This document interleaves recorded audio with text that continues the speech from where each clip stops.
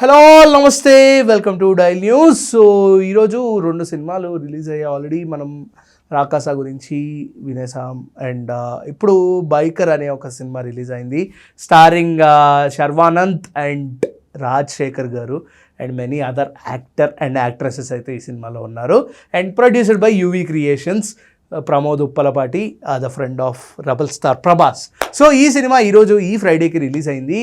So ఈ సినిమాలో ఖచ్చితంగా ఇది ప్లస్ పాయింట్ లేదా ఇది మైనస్ పాయింట్ అనేది మనం ఇప్పుడు మాట్లాడి తెలుసుకుందాం. Is it worth to watch or not అనేది మనకి చెప్పడానికి మన ముందు ఫిలిం క్రిటిక్ రవి గారు అయితే ఉన్నారు. Let's talk and discuss. Hi sir. Hi. So ఈ సినిమా వర్తా కదా? Biker according to my point of view worth watching in theatres.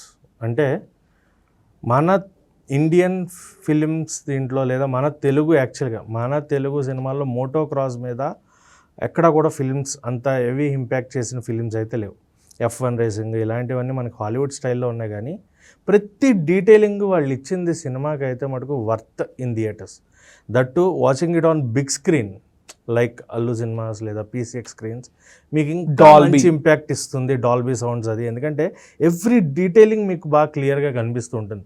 So ఇలాంటి సినిమాలను worth watching is those kind of theatres. మీకు సినిమాటిక్ ఎక్స్పీరియన్స్ అనేది అర్థమవుతుంది. కాకపోతే సినిమాలో the main point is like emotion between a father and a sun.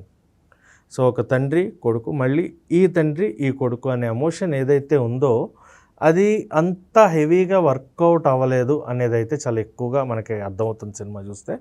ఎందుకంటే ఆ core point ఏదైతే కాన్ఫ్లిక్ట్ ఉంటుందో, ఒక రాజశేఖర్ గారికి విలన్కి మధ్యన ఉండే కాన్ఫ్లిక్ట్ చాలా సింపుల్ కాన్ఫ్లిక్ట్ కింద తేల్చేశారు. ఆ కాన్ఫ్లిక్ట్ కొంచెం హెవీ కాన్ఫ్లిక్ట్ అయ్యి ఉంటే, ఎందుకంటే Rajasekhar garu acted as father of Sharwa. Rajasekhar garu he is also a motocross rider అని చూపించారు. బైకర్ ఆయన కూడా బుల్లెట్ సునీల్ అనే పిలుస్తారు. బుల్లెట్ నడుపుకుంటూ వచ్చారు తప్ప ఆయనది ఏదన్నా ఒక సీక్వెన్స్ పెట్టుంటే పాత ఆయన కూడా రైడర్ కింద ఒక సీక్వెన్స్ పెట్టి ఆయన కూడా చేసినట్టు ఏమన్నా స్టంట్స్ మైట్ బి ఈ రోజులో టెక్నాలజీకి ఏం తక్కువ లేదు. సో అలా ఏమన్నా ప్లాన్ చేసి తండ్రికి అక్కడ అవమానం జరిగి దాని నుంచి శర్వా ఎలా రియాక్ట్ అయ్యాడు అనేది చూపించుంటే బాగుండేది అనిపించింది. But a simple conflict but which is not completely created which impacts the audience అనేది నాకు అనిపించింది. ఇట్ వాంట్ అండ్ చాలా మంది ఒపీనియన్ ఏంటంటే ఇది టాలీవుడ్ F1గా అనుకుంటున్నారు అని అంటున్నారు. That's what I'm saying. Tollywood F1 ఎప్పుడు రేసింగ్స్ పరంగా F1, ఎమోషన్ పరంగా ఇట్స్ నాట్. అంటే చాలా మంది జెర్సీతో కమర్షియల్ వే ఆఫ్ జెర్సీ కూడా అంటున్నారు. జెర్సీని కంపేర్ చేస్తున్నారు. జెర్సీలో అనిరుద్ధ్ గారి మ్యూజిక్ ఉంటుంది, బ్యాక్గ్రౌండ్లో వచ్చే మ్యూజిక్ మనకి అది హార్ట్కి it creates an impact. Nani గారు పడే ఆవేదన కొడుక్కి చెప్పలేక, వైఫ్కి చెప్పుకోలేక, but he was playing cricket క్లైమాక్స్లో ఇచ్చిన ఇంపాక్ట్ కానీ మనకి అది కనెక్ట్ అవుతుంది. ఇక్కడ నెగిటివ్ ఏంటి అంటే music was not up to the mark. అంటే రైడింగ్ మోటోక్రాస్ అలాంటప్పుడు ఇచ్చిన BGM ఎమోషనల్ పాయింట్ ఆఫ్ వ్యూలో జనరేట్ చేయలేకపోయాడు. So that was a main lag. Emotion connect అనేది మనకు 2 రకాలుగా జరగాలి. ఒకటి మ్యూజిక్ ద్వారా జరగాలి, ఇంకోటి actors performance was up to the mark, but music was not up to the mark. So Rajasekhar గారికి మనవడికి మధ్యన వచ్చే సీక్వెన్సెస్ కూడా కనెక్ట్ అవుతాయి, ఎమోషనల్గా కనెక్ట్ అవ్వవు. But after a long time seeing Rajasekhar గారు ఆన్ స్క్రీన్ ఒక ఫైర్ పెర్ఫార్మెన్స్ చూసినట్టయితే అనిపించింది. ఆయన నుంచి అయితే ఎడిట్ హిస్ 100%. అంటే యాంగ్రీ యంగ్ మ్యాన్ అని పేరు ఆయనకి పెడతారు. ఆయన ఇప్పుడు యాంగ్రీ మ్యాన్ అని పెట్టారు యాక్చువల్గా. But what ever it is, he still young and he has that impact in his. ఆయన అడగడం కూడా జరిగింది స్టేజ్ మీద, నాకు మంచి క్యారెక్టర్స్ ఇవ్వండి నేను చేస్తాను అని ఒక ఆర్టిస్ట్ అలా అడగడం అనేది ఇట్స్ నాట్ దట్ ఈజీ. అంటే అంత పెద్ద సీనియర్ యాక్టర్ అయ్యుండి సో అలాంటి దాన్ని ఆయన అడిగారు అంటే ఆయనలో ఎంత వర్త్ ఉంది, ఆయన ఏ క్యారెక్టర్ అయినా చేయడానికి రెడీ అనేది మనకు అర్థమవుతుంది. But director has to utilise him. So ఆయనలో వర్త్, ఆ క్యాపబిలిటీ, ఎందుకంటే చిన్న సినిమాలు చేయలేదు ఆయన. ఆ కాలంలో he did the best. Ankusam సినిమాలో ఆయన్ని చూసిన వాళ్ళు ఎవరన్నా కానీ, లేదంటే మా అన్నయ్యలో ఆయన సెన్సిబిలిటీస్ కానీ, సో ఇలాగ రాజశేఖర్ గారు అంటే కొన్ని సినిమాలు గుర్తుండిపోతాయి, సింహరాశి సినిమా కానీ. సో అలాంటి యాక్టర్ని కరెక్ట్గా యూటిలైజ్ చేసుకున్నారు డైరెక్టర్ అనిపించింది. కానీ ఏదన్నా ఆయనతో కూడా ఒక motocross, because is also rider అని చూపించి ఫొటోస్ వరకు ఆపేశారు. అలా కాకుండా ఏదన్నా చేస్తుంటే బాగుండేది. అండ్ రాజశేఖర్ గారి కంబ్యాక్ అనుకోవచ్చా ఈ సినిమా?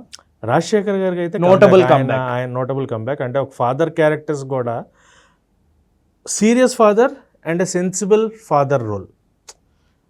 కొడుకుని గైడ్ చేయాలి, డిసిప్లిన్లో పెట్టాలి అనుకునే ఒక తండ్రి, కొడుకు మీద ప్రేమ ఉన్న తండ్రి, 2 సెన్సిబిలిటీస్ ఉన్నాయి ఆయనలో. ఇది అంత ఈజీ క్యారెక్టర్ కాదు పెర్ఫామ్ చేయడానికి, ఎందుకంటే సీరియస్గా ఉండాలి, కానీ కొడుకు ఏమవుతుందా అనే ఒక భయం కానీ, కొడుకు తనతో పాటు ఆవేదన కానీ, రెండింటినీ ఆయన బ్యాలెన్స్ చేసిన విధానం స్క్రీన్ మీద నిజంగా he prove that it was a worth comeback for Rajasekhar గారు.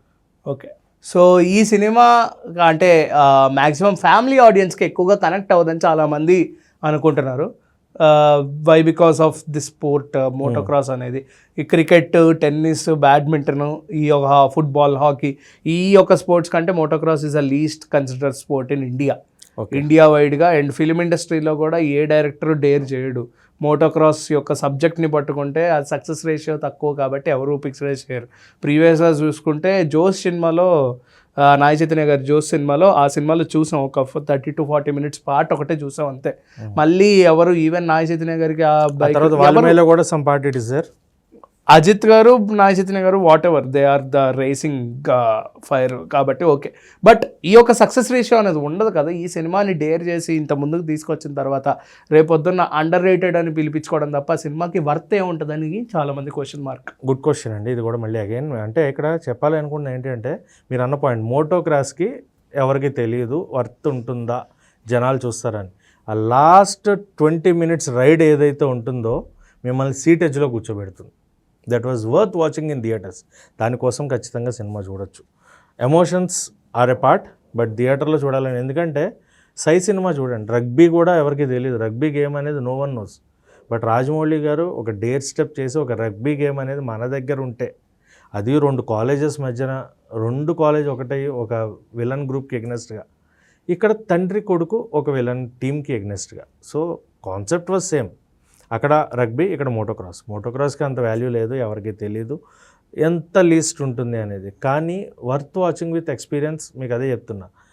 స్మాల్ స్క్రీన్స్లో చూస్తే ఎలా ఉంటుంది, సింగిల్ స్క్రీన్స్లో అనేది మనకు తెలియదు. But worth watching it on big screens of Allu cinemas లేదా PCX అలాంటి వాటిలో చూస్తే ఆ ప్రతి డీటెయిలింగ్, బైక్ టైర్ అయ్యేటప్పుడు వచ్చే ఆ ఇసుక లేచే సీన్ అవ్వచ్చు, లేదంటే ఆ బైక్ సౌండ్ వచ్చే ఆ సీన్ అవ్వచ్చు, బైక్ ప్రతి ఇంజన్ సౌండ్, బ్రేక్ సౌండ్ని కూడా, క్లచ్ సౌండ్ని కూడా కరెక్ట్గా చూపించి ప్రతి డీటెయిలింగ్ ఇచ్చారు చూసారా SFX మటుకు. That was killing in the film. ఆ వాటి కోసం ఎవరన్నా, ఎందుకంటే ఒక స్పోర్ట్ అథ్లెటిక్స్ వీళ్ళకి ఇష్టం ఉంటాయి ఇలాంటి సినిమాలు. సో అలాంటి వాళ్ళు ఫ్యామిలీస్ని తీసుకుని, ఎందుకంటే శర్వా గారి సినిమా అంటే it's out and out family entertainer మనందరికీ తెలుసు.